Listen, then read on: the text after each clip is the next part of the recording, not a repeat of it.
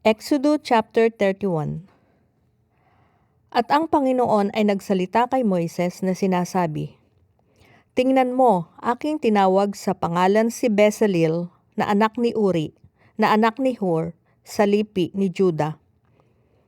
At aking pinuspos siya ng Espiritu ng Diyos sa karunungan at pagkakilala at kaalaman at sa lahat ng sari-saring gawain, upang kumatha ng mga gawang kaaya-aya, upang gumawa sa ginto at sa pilak at sa tanso, at upang umukit ng mga batong pangkalupkop, upang gumawa ng mga nililok na kahoy, at upang gumawa sa lahat na sari-saring gawain.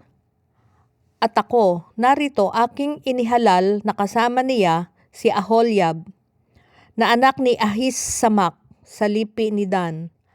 At sa puso ng lahat na maalam na puso ay aking isinilid ang karunungan upang magawa nila ang lahat ng aking iniutos sa iyo. Ang tabernakulo ng kapisanan at ang kaban ng patutuo at ang luklukan ng awa na nasa ibabaw na yaon at ang lahat ng kasangkapan ng tolda. At ang dulang at ang mga sisidlan ni yaon at ang kandilerong dalisay, sangpu ng lahat ng mga sisidlan at ang dambana ng kamangyan. At ang dambana ng handog na susunugin, 10 ng lahat ng mga sisidlan ni yaon, at ang hugasan at ang tungtungan ni yaon. At ang mga kasuotang mabuting yari, at ang mga banal na kasuotan na pangsuot kay Aarong saserdote, at ang mga kasuotan sa kanyang mga anak, upang mga siwa sa katungkulang saserdote. At ang langis na pangpahid, at ang kamangyang na mabangong mga kamangyang na itataan sa dakong banal, ayon sa lahat na iniutos ko sa iyo, ay kanilang gagawin. At ang Panginoon ay nagsalita kay Moises na sinasabi, "Salitain mo rin sa mga anak ni Israel na iyong sabihin, katotohanang ipangingilin ninyo ang aking mga sabat, sapagkat isang tanda sa akin at sa inyo, sa buong panahon ng inyong mga lahi, upang inyong makilala na ako ang Panginoon na nagpapabanal sa inyo. Inyong ipangingilin ang sabat nga, sapagkat yaoy pangilin sa inyo. Bawat lumapastangan ay walang pagsalang papatayin, sapagkat sino mang gumawa ng anumang gawa sa araw na yaon, ay ihihiwalay ang taong yaon sa kanyang bayan. 6 na araw na gagawin ang gawain. Datapwat ang 7 araw ay sabat na takdang kapahingahan, pangilin sa Panginoon. Sino mang gumawa ng anumang gawa sa araw ng sabat ay walang pagsalang papatayin. Kaya't ang mga anak ni Israel ay mangingili ng sabat, natutuparin ang sabat sa buong panahon ng kanilang mga lahi, na pinakapalaging tipan. Ito'y isang tanda sa akin at sa mga anak ni Israel magpakailanman, sapagkat sa 6 na araw ay ginawa ng Panginoon ang langit at lupa, at sa 7 araw ay nagpahinga at naginhawahan." At kanyang ibinigay kay Moises pagkatapos na makipagsalitaan sa kanya sa ibabaw ng bundok ng Sinai ang 2 tapyas ng patutuo ng mga tapyas na bato na sinulatan ng daliri ng Diyos. Chapter 32. At nang makita ng bayan na nagluluwat si Moises ng pagpanaog sa bundok, ay nagpipisan ang bayan kay Aaron at nagsabi sa kanya, "Tumindig ka at igawa mo kami ng mga Diyos na mangunguna sa amin, sapagkat tungkol sa Moises na ito na lalaking nagsampa sa amin mula sa lupain ng Ehipto, ay hindi namin maalaman kung anong nangyari sa kanya." At sinabi ni Aaron sa kanila, "Alisin ninyo ang mga hikaw na ginto na nasa tainga ng inyong asawa, ng inyong mga anak na lalaki at babae, at dalhin ninyo sa akin." At inalis ng buong bayan ang mga hikaw na ginto na nanga sa kanilang mga tainga at dinala kay Aaron. At kanyang tinanggap sa kanilang kamay at niyari sa pamamagitan ng isang buril at ginawang isang guyang binubo at kanilang sinabi, "Ang mga ito ang maging inyong mga Diyos o Israel na nagsamba sa iyo mula sa lupain ng Ehipto." At nang makita ito ni Aaron, ay nagtayo siya ng isang dambana sa harapan ni Yaon at itinanyag ni Aaron at sinabi, "Bukas ay pista sa Panginoon." At sila'y bumangong maaga ng kinabukasan at naghandog ng mga handog na susunugin at nagdala ng mga handog tungkol sa kapayapaan. At ang bayan ay umupong kumain at uminom at tumindig upang magkatuwa. At sinilita ng Panginoon kay Moises, "Yumaon ka, bumaba ka, sapagkat ang iyong bayan na iyong isinampa mula sa lupain ng Ehipto ay nangagsisama. Sila'y humiwalay na madali sa daan na aking iniutos sa kanila. Sila'y gumawa ng isang guyang binubo at kanilang sinamba at kanilang hinainan at kanilang sinabi, ang mga ito'y iyong maging mga Diyos o Israel na nagsampa sa iyo mula sa lupain ng Ehipto." At sinabi ng Panginoon kay Moises, "Aking nakita ang bayang ito, at narito, isang bayang may matigas na ulo. Ngayoy bayaan mo nga ako upang ang aking pag-iinit ay mag-alab laban sa kanila, at upang aking lipulin sila, at ikaw ay aking gagawing dakilang bansa." At dumalangin si Moises sa Panginoon niyang Diyos at sinabi, "Panginoon, bakit ang iyong pag-iinit ay pinag-aalab mo laban sa iyong bayan, na iyong inilabas sa lupain ng Ehipto sa pamamagitan ng dakilang kapangyarihan at ng makapangyarihang kamay? Bakit sasalitain ng mga Ehipsyo na sasabihin, dahil sa kasamaan, inilabas sila upang patayin sila sa mga bundok at upang lipulin sila sa balat ng lupa? Iurong mo ang iyong mabangis na pag-iinit at pagsisihan mo ang kasamahang ito laban sa iyong bayan. Alalahanin mo si Abraham, si Isaac at si Israel na iyong mga lingkod, na silang iyong mga sinumpaan sa iyong sarili at mga pinagsabihan, aking pararamihin ang inyong binhi na gaya ng mga bituin sa langit, at lahat ng lupaing ito na aking sinalita ay aking ibibigay sa iyong binhi, at kanilang mamanahin magpakailanman. At pinagsisihan ng Panginoon ang kasamaan na kanyang sinabing kanyang gagawin sa kanyang bayan. At si Moises ay pumihit at bumaba sa bundok na dala ang 2 tapyas ng patutuo sa kanyang kamay, mga tapyas na may sulat sa 2 mukha ni Yaon, sa isang mukha at sa kabilang mukha ay may sulat. At ang mga tapyas ay gawa ng Diyos, at ang sulat ay sulat ng Diyos na nakaukit sa mga tapyas. At nang marinig ni Josue ang ingay ng bayan na humihiyaw, ay sinabi kay Moises, may ingay ng pagbabaka sa kampamento. At kanyang sinabi, hindi ingay ng pagtatagumpay o ingay man ng pagkatalo, kundi ingay ng mga umaawit ang aking naririnig. Ang nangyari paglapit niya sa kampamento na kanyang nakita ang guya at ang sayawan. At ang galit ni Moises ay nag-init at kanyang inihagis ang mga tapyas na nasa kanyang mga kamay at nangasira sa paanan ng bundok. At kanyang kinuha ang guya na kanilang ginawa at sinunog ng apoy at giniling hanggang sa naging alabok at isinaboy sa ibabaw ng tubig at ipinainom sa mga anak ni Israel. At sinabi ni Moises kay Aaron, anong ginawa ng bayang ito sa iyo? Na dinalhan mo sila ng isang malaking sala. At sinabi ni Aaron, huwag mag-init ang galit ng aking Panginoon. Iyong kilala ang bayan na sila'y mahilig sa kasamaan. Sapagkat kanilang sinabi sa akin, igawa mo kami ng mga Diyos na mangunguna sa amin, sapagkat tungkol sa Moises na ito, na lalaking nagsampa sa amin mula sa lupain ng Ehipto, ay hindi natin maalaman kung anong nangyari sa kanya. At aking sinabi sa kanila, sino mang may ginto ay mag-alis na anupat kanilang ibinigay sa akin, at aking inihagis sa apoy at lumabas ang guyang ito. At nang makita ni Moises na ang bayan ay nakakawala sapagkat pinabayaan ni Aarong makawala na maging isang kabiruan sa gitna ng kanilang mga kaaway. At tumayo nga si Moises sa pintong daanan ng kampamento at nagsabi, "Sino mang sa Panginoon ang kiling ay lumapit sa akin." At sa lahat ng mga anak ni Levi ay nagpipisan sa kanya.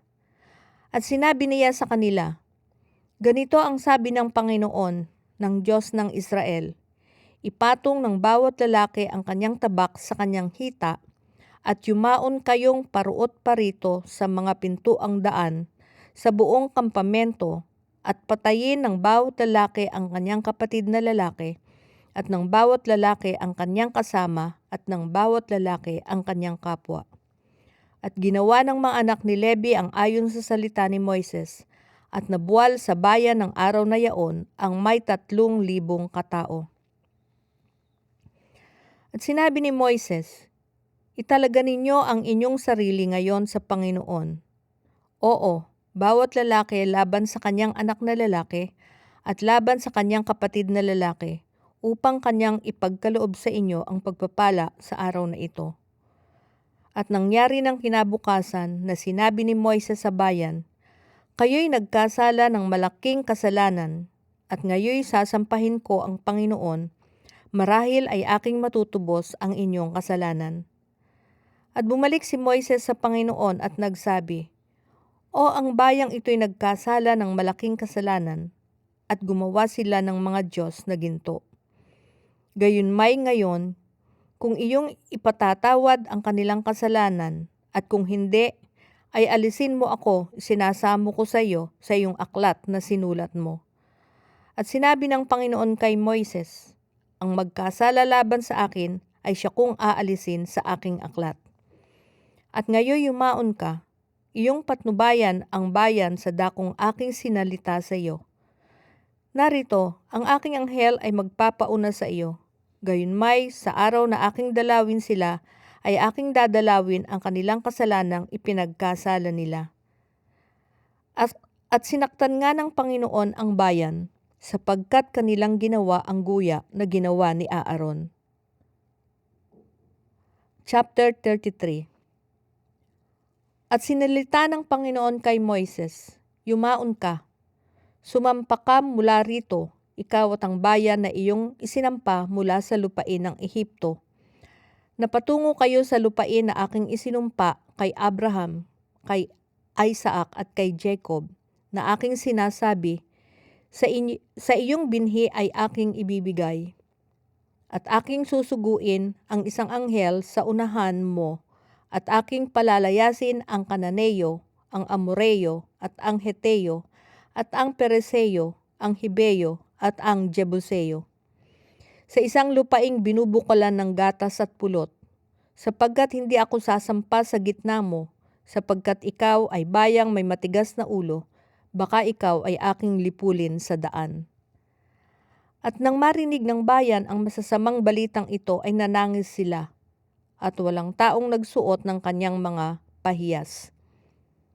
At sinabi ng Panginoon kay Moises, "Sabihin mo sa mga anak ni Israel, kayo'y isang bayang may matigas na ulo.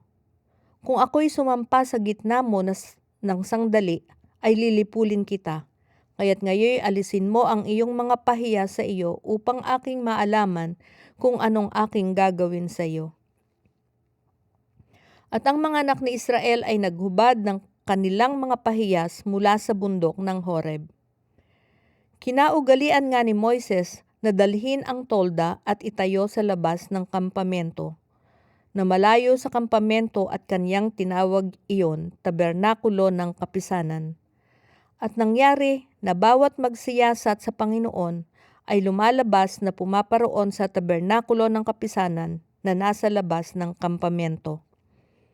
At nangyari pagka si Moises ay lumalabas na napasa sa tolda, na ang buong bayan ay bumabangon at tumatayo, bawat lalaki sa pintuan ng kanyang tolda, at pinanunood si Moises hanggang sa makapasok sa tolda.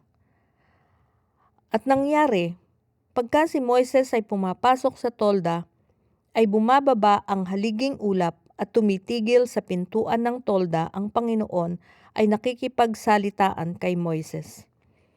At nakikita ng buong bayan ang haliging ulap at tumitigil sa pintuan ng tolda, at ang buong bayan ay tumitindig at sumasamba na bawat isa'y sa tabi ng pintuan ng kanyang tolda.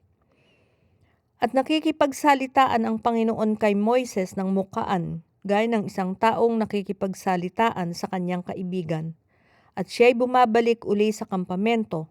Datapwat ang kaniyang tagapangasiwang si Josue na anak ni Nun na may kabataan pa ay hindi umaalis sa tolda. At sinabi ni Moises sa Panginoon, "Tingnan mo, iyong sinasabi sa akin, isampa mo ang bayang ito at hindi mo ipinakilala sa akin kung sino yaong susuguin mo na kasama ko. Gayunmay iyong sinabi, aking nakikilala ka sa pangalan, at ikaw rin naman ay nakasumpong ng biyaya sa aking paningin.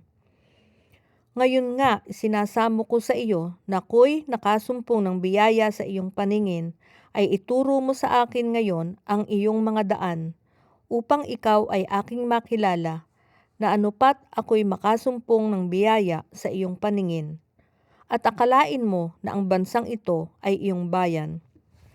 At kanyang sinabi, "Ako'y sasa iyo, at ikaw ay aking bibigyan ng kapahingahan."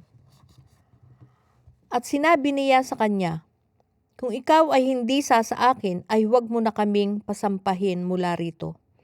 Sapagkat saan ngayon makikilala na ako'y nakasumpong ng biyaya sa iyong paningin, ako at ang iyong bayan? Hindi ba dahil sa ikaw ay lumalakad na kasama namin upang kami ay maging bukod, ako at ang iyong bayan, sa lahat ng bayan na nasa balat ng lupa?"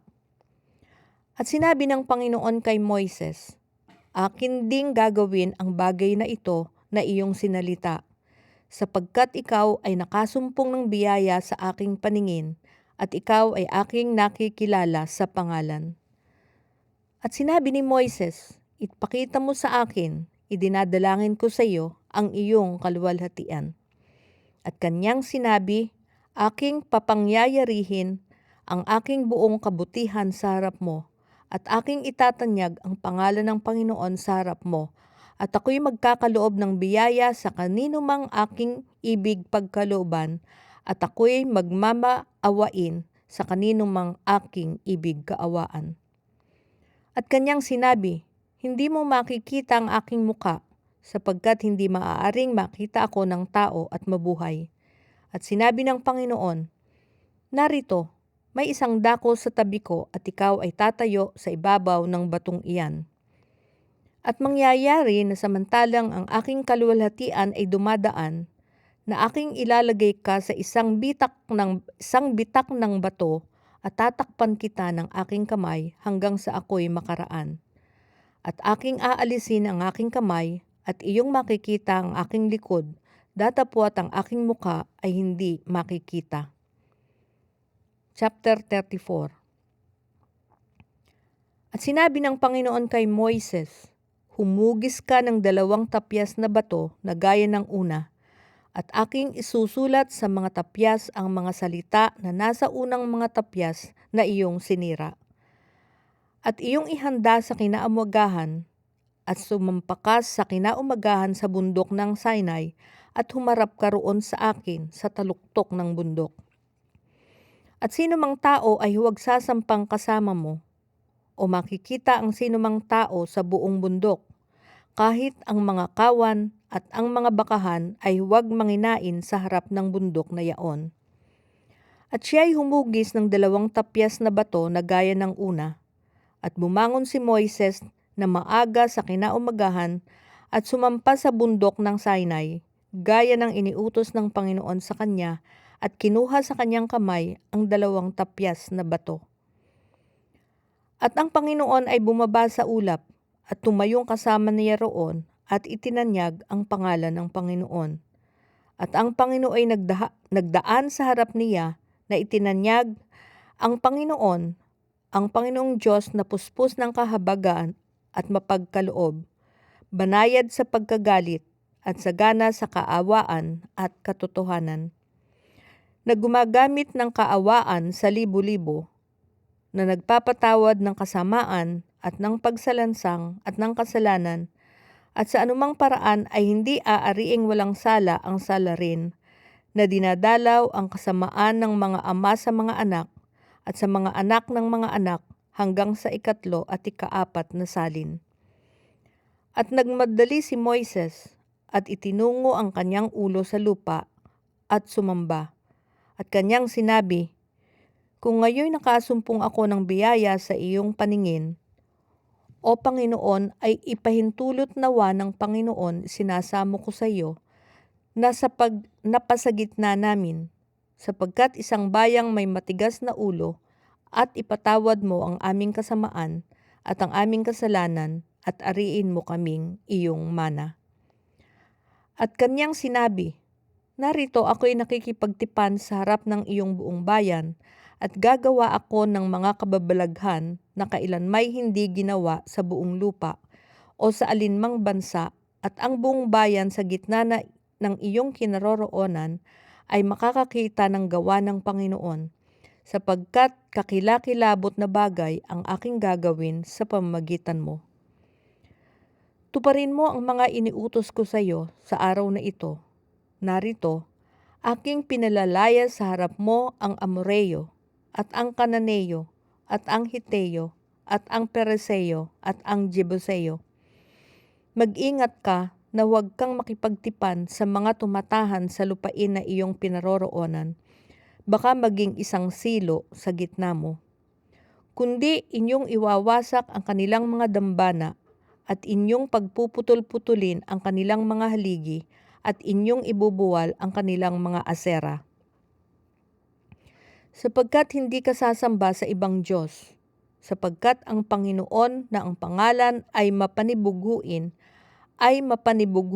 ngang Diyos. Mag-ingat ka, baka ikaw ay makipagtipan sa mga tumatahan sa lupain, at sila'y sumunod sa kanilang mga Diyos at magsipaghain sa kanilang mga Diyos, at ikaw ay alukin ng isa at kumain ka ng kanilang hain. At iyong papag-asawahin ang iyong mga anak na lalaki at kanilang mga anak na babae, at ang kanilang mga anak na babae ay sumunod sa kanilang mga Diyos, at pasunurin ang inyong mga anak na sumunod sa kanilang mga Diyos. Huwag kang gagawa para sa iyo ng mga Diyos na binubo. Ang kapistahan ng tinapay na walang libadura ay iyong ipangingilin. 7 araw nakakain ka ng tinapay na walang libadura, na gaya ng iniutos ko sa iyo. Sa takdang panahon sa buwan ng Abib, sapagkat sa buwan ng Abib ay umalis ka sa Ehipto. Yaong lahat na nagbubukas ng bahay bata ay akin, at gayon din ang lahat ng hayop na lalaki, ang panganay ng baka at ng tupa. At ang panganay ng isang asno ay iyong tutubusin ng isang kordero, at kung hindi mo tutubusin ay iyong ang babaliin ang kanyang leeg. Lahat ng panganay sa iyong mga anak ay iyong tutubusin, at walang lalapit sa harapan ko na walang dala. 6 na araw nagagawa ka, ngunit sa 7 araw ay magpapahinga ka. Sa panahon ng pagbubukid at sa pag-aani ay magpapahinga ka. At iyong ipangingilin ang kapistahan ng mga sanglinggo, at ang sa mga unang bunga ng pag-aani ng trigo, at ang kapistahan ng pag-aani sa katapusan ng taon. Makaitlo nga sa isang taon nahaharap ang lahat ng iyong mga lalaki sa Panginoong Diyos, na Diyos ng Israel, sapagkat aking palalayasin ang mga bansa sa harap mo, at aking palalaparin ang iyong mga hangganan, at hindi pagnanasaan ng sinuman ang iyong lupain, pagka ikaw ay pumapanhik na humarap sa Panginoong iyong Diyos, na makaitlo sa isang taon. Huwag kang maghahandog ng dugo ng hain sa akin, nakasabay ng tinapay na may libadura, o magtitira man ng hain sa kapistahan ng Paskwa hanggang sa kinaumagahan. Ang pinakaunang bunga ng iyong lupa ay iyong dadalhin sa bahay ng Panginoon mong Diyos. Huwag mong lulutuin ang batang kambing sa gatas ng kanyang ina. At sinabi ng Panginoon kay Moises, "Isulat mo ang mga salitang ito sapagkat ayon sa tunog ng mga salitang ito ay nakipagtipan ako sa iyo at sa Israel. At siya'y natira doong kasama ng Panginoon ng 40 araw at 40 gabi. Hindi man lamang siya kumain ng tinapay o uminom man ng tubig. At isinulat ng Panginoon sa mga tapyas ang mga salita ng tipan, ang 10 utos. At nangyari, nang bumaba si Moises sa bundok ng Sinai, nadala ang tapyas na bato ng patutuo sa kamay niya. Noong bumaba sa bundok ay hindi nalalaman ni Moises na ang balat ng kanyang mukha ay nagliliwanag dahil sa pakikipag-usap niya sa Diyos. At nang makita ni Aaron at ng lahat ng mga anak ni Israel si Moises, narito, ang balat ng kanyang mukha ay nagliliwanag at sila'y natakot na lumapit sa kanya. At tinawag sila ni Moises, at si Aaron at ang lahat ng puno sa Israel ay nagbalik sa kanya, at si Moises ay nagsalita sa kanila. At pagkatapos, ang lahat ng mga anak ni Israel ay lumapit at kanyang ibinigay sa kanila sa pamamagitan ng utos ang lahat ng salita ng Panginoon na sinalita sa kanya sa bundok ng Sinai. At pagkapagsalita sa kanila ni Moises, ay naglagay siya ng isang lambong sa kanyang muka. Datapwat pagka si Moises ay pumapasok sa harap ng Panginoon upang makipagsalitaan sa kanya, ay nag-aalis siya ng lambong hanggang siya'y makalabas. At siya'y lumabas at kanyang sinalita sa mga anak ni Israel ang iniutos sa kanya. At nang makita ng mga anak ni Israel ang mukha ni Moises, na ang balat ng mukha ni Moises ay nagliliwanag, at inilagay uli ni Moises ang lambong sa ibabaw ng kanyang mukha hanggang sa siya'y makapasok na nakipagsalitaan sa Diyos. Chapter 35. At pinulong ni Moises ang buong kapisanan ng mga anak ni Israel at sinabi sa kanila, ito ang mga salita na iniutos ng Panginoon na inyong gagawin. 6 na araw na gagawa, datapot ang 7 araw ay pangyingili ninyo. Isang Sabat na takdang kapahingahan sa Panginoon. Sino mang gumawa ng anumang gawa sa araw na iyan ay papatayin. Huwag kayong magpapaningas ng apoy sa inyong buong tahanan sa araw ng Sabat. At sinalita ni Moises sa buong kapisanan ng mga anak ni Israel na sinasabi, ito ang bagay na iniutos ng Panginoon na sinasabi, magsikuha kayo sa inyo ng isang handog na taan sa Panginoon.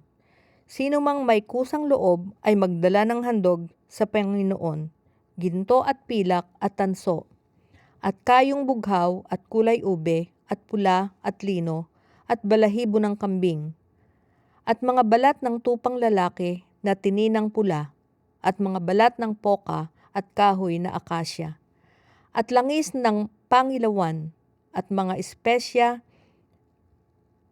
sa langis na pangpahid at sa mabangong kamangyan, at mga batong onyx at mga batong pangkalupkop na pang-epod at pang-pektoral.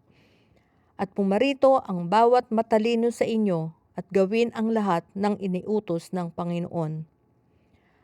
Ang tabernakulo, ang tolda niyan at ang takip niyan, ang mga kawit niyan at ang mga tabla niyan, ang mga barakila niyan, ang mga haligi niyan at ang mga tungtungan niyan, ang kaban at ang mga pinggan niyan, ang luklukan ng awa at ang lambong ng tabing, ang dulang at ang mga pinggan niyan, at ang lahat ng kasangkapan niyan, at ang tinapay na handog, ang kandileryo rin naman na pang-ilaw, at ang mga sangkapan niyan, at ang mga ilawan niyan, at ang langis na pang-ilawan, at ang dambana ng kamangyan, at ang mga pinggan niyan, at ang langis na pangpahid, at ang mabangong kamangyan, at ang tabing na pangpintuan sa pintuan ng tabernakulo, ang dambana ng handog na susunugin, 10 ng salang tanso niyan, at lahat ng mga kasangkapan niyan,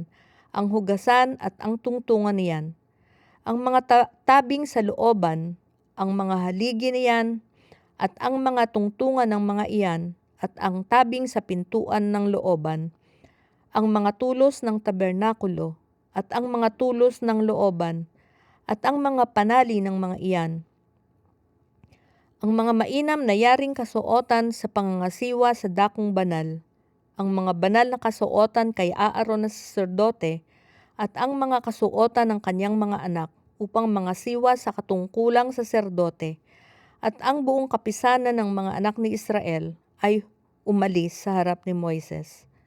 At sila'y lumapit, lahat ng tao na napukaw ang kalooban, at lahat na pinagpagkusa ng sariling diwa, at nagdala ng panghandog sa Panginoon, sa gawain sa tabernakulo ng kapisanan, at sa buong ipaglilingkod, at sa mga banal na kasuotan. At sila'y naparoon, mga lalaki at mga babae, yaong lahat na nagkaroon ng kusang loob, at nagdala ng mga espile, at ng mga hikaw, at ng mga singsing na panatak, at ng mga pulsera, ng madlang hiyas ng ginto, sa makatwid bagay lahat na naghandog ng handog na ginto sa Panginoon. At bawat taong may kayong bughaw, at kulay ube at pula, at lino, at balahibo ng mga kambing, at balat ng mga tupa na tininang pula, at ng mga balat ng poka ay nangagdala. Ang lahat na naghandog ng handog na pilak at tanso ay nagdala ng handog sa Panginoon, at lahat ng taong may kahoy na akasya na magagamit sa anumang gawa na paglilingkod ay nagdala. At lahat ng mga babaeng matatalino ay nagsihabi ng kanilang mga kamay, at dinala ang kanilang mga hinabi na kayong bughaw at kulay ube at pula at lino. At lahat ng mga babae na napukaw ang kalooban sa karunungan ay nagsihabi ng balahibo ng mga kambing. At ang mga pinuno ay nagdala ng mga batong onyx at ng mga batong pangkalupkop na gamit sa epod at sa pektoral, at ng mga espesya at ng langis na pangilawan at langis na pangpahid at pangmabangong kamangyan. Ang mga anak ni Israel ay nagdala ng kusang handog sa Panginoon, bawat lalaki at babae na ang puso'y nagkusang nagpadala na magagamit sa lahat na gawain na iniutos ng Panginoon sa pamamagitan ni Moises na gawin. At sinabi ni Moises sa mga anak ni Israel, "Tingnan ninyo, tinawag ng Panginoon sa pangalan si Bezalel na anak ni Uri, na anak ni Hur, sa lipi ni Juda, at kanyang pinuspos siya ng Espiritu ng Diyos tungkol sa karunungan, sa pagkakilala at sa kaalaman, at sa lahat ng sari-saring gawain. At upang kumatha ng mga gawang kaaya-aya na gumawa sa ginto at sa pilak at sa tanso, at sa pagputol ng mga batong pangkalupkop, at sa pag-ukit sa kahoy, na gumawa sa lahat ng sari-saring maiinam na gawa. At isinapuso niya ang katalinuhan na siya ay makapagturo. Siya ay gayon din si Aholiab na anak ni Ahisamak sa lipi ni Dan. Sila'y kanyang pinuspos ng karunungan sa puso upang gumawa ng lahat ng sari-saring gawa ng taga-ukit at taga-katha at ng mangbuburda sa kayong bughaw at sa kulay ube, sa pula at sa lino, at ng mga habi ng mga gumagawa ng anumang gawain, at ng mga kumakatha ng maiinam na gawa."